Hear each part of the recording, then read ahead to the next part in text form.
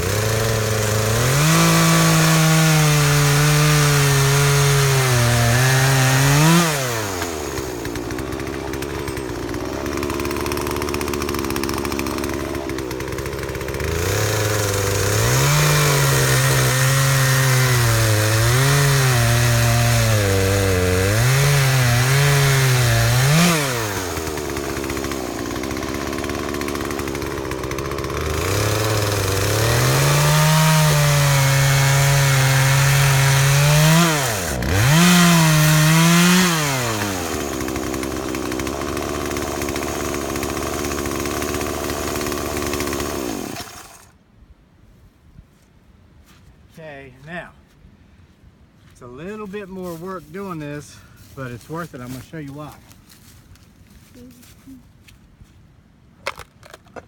Wow. Well, yeah, remember these crowbars, you can, sometimes you don't always make your line straight on both sides. That's where this comes in handy.